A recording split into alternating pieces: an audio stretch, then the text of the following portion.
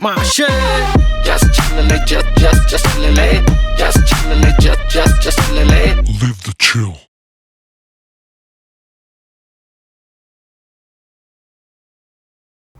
मेरा recently breakup हुआ है 1.5 साल पहले।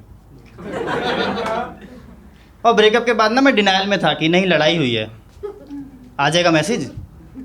ऑप्टिमिस्टिक रहता है ना इंसान। एक दिन हुआ नहीं आया मैसेज, दूसरे दिन भी नहीं आया, तीसरे दिन पे फाइनली आया उसका नया बंदा।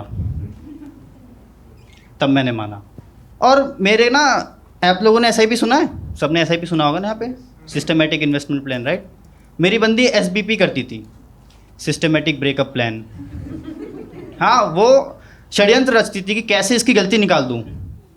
मेरे मुँह से सॉरी सुन के ऑर्गेज़म आ जाता था इसे। ऐसी SBP के तहत एक बार इसने मुझे एक फ़ोटो भेजी और उसमें नीचे लिखा था, इसमें से पहचान मैं कौन हूँ। बीइंग अ गाय, मैंने कहा चैलेंज आया क्या।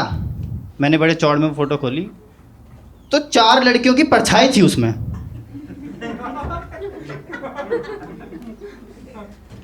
मेरे मन में ये फ़ोटो देखते आया कि नहीं पहचान पाएंगे, सीधा सीधा बोल देते हैं कम डांट पड़ेगी।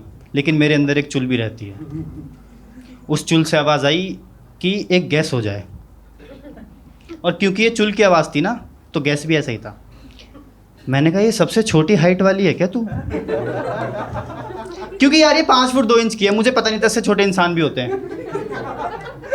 पर ये सुन के फ्लिप हो गई, कहती मनीष ये क्या बदतमीज़ है, तुझे लगता है मेरी सबसे छोटी हाइट है? मैंने कहा और तुझे क्या लगता है मैं तांत्रिक हूँ? मैं तुझे फ़ोटो से पहचान लूँगा। और ये ना रिलेशनशिप में मुझे हिंट्स देती थी कि मैं जाने वाली हूँ। मैं पहचान नहीं पाया हिंट्स।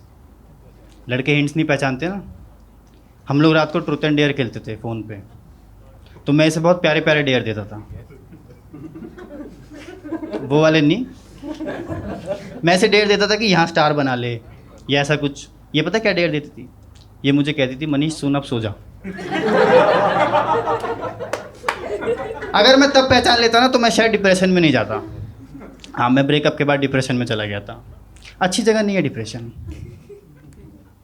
क्योंकि डिप्रेशन में जाने के बाद सबसे पहले आपके दोस्त सलाह देने लगते हैं आपको। मेरी एक दोस्त है चेष्टा, उसने मुझे सलाह दी कि मनीष तू कुछ नया ट्राई कर। मैंने कहा उससे क्या होगा? कहती उससे ना डिप्रेशन नहीं आता। मैंने कहा अच्छा तो टैटू करवा लूँ मैं? नया है? कहती नहीं मनीष, टैटू तो देख परमानेंट होते हैं, कराते हुए दर्द भी होता है, और होने के बाद ध्यान ना दो तो ख़राब भी हो जाते हैं। तो मैंने नहीं करवाया टैटू। इसकी रिसेंटली शादी हुई, ये बच्चा प्लान कर रही थी। अब सेम ज्ञान मैंने इसे दिया, चेष्टा बच्चे तो देख परमानेंट होते हैं, करते हुए दर्द भी होता है, और होने के बाद ध्यान ना दो तो खराब भी हो जाते हैं। तो ये बच्चा नहीं कर पा रही है। मुझे जनरली बच्चों से प्रॉब्लम नहीं है, बल्कि मुझे पिछले संडे तक बच्चे पसंद थे। हाँ, पर पिछले संडे क्या हुआ ना, घर पे फूफा जी आ गए अपने बच्चे को लेके। और फूफा जी मेरे वो वाले रिश्तेदार हैं जिन्हें मैं नहीं जानता, पर उन्होंने मुझे बचपन में देखा हुआ है नंगा।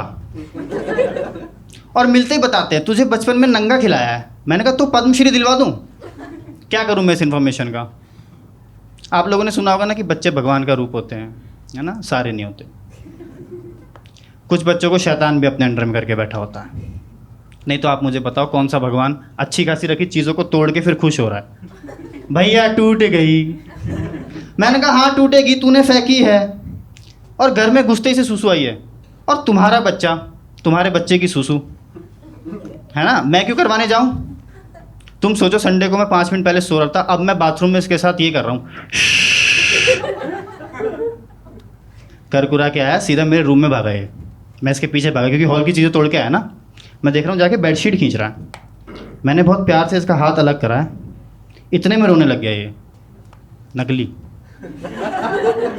क्योंकि मैं भी कांडी था ना बचपन में, मुझे पता नकली रो रहा है। जाके फूफा के चिपट गया और बोला कि इसने भैया ने मारा। मेरे दिमाग ने प्रोसेस करके इसे बोला है, पर फूफा के सामने मेरे मुंह से निकला है अरे नटखट, मैंने कहा मारा आपको? नहीं माना। इतने में तो मेरी मम्मी ने मेरी तारीफ शुरू कर दी, ये तो ऐसा ही है निकम्मा, इसे बच्चों से पेश आने की तमीज़ नहीं है। मैंने कहा ऐसा से नहीं है, कुछ नहीं कर सकते। मैं अपने रूम में जाके बैठ गया। पर अब ना इसमें कुछ चुल मची, ये अकेले भाग रहा है, ये हॉल से भाग रहा है, मेरे रूम में आ रहा है, मेरे रूम से भाग रहा है, वापस हॉल में जा रहा है, और मुझे गुस्सा आ रहा है इस पर गंदा। उस दिन मुझे एक चीज़ रियलाइज़ हुई कि कर्मा होता है, क्योंकि एकदम से मुझे आवाज़ आई धम, और अब के ये भागता हुआ रूम में नहीं आया। मैंने देखा ज़मीन पे औंधा पड़ा था, बगल में एक दांत पड़ा था। अब यहाँ पे कुछ लोग पुल बैक कर जाते हैं कि बच्चे का दांत टूट गया, खुश हो रहा है, कितना हरामी इंसान है। पर मैं आप सबको बता देना चाहता हूँ, मंडे टू सैटरडे ऑफिस में के बाद अगर कोई बच्चा तुम्हारा संडे भी दे तो उसके दांत टूटने पे तुम हंस सकते हो। Thank you, that was my time.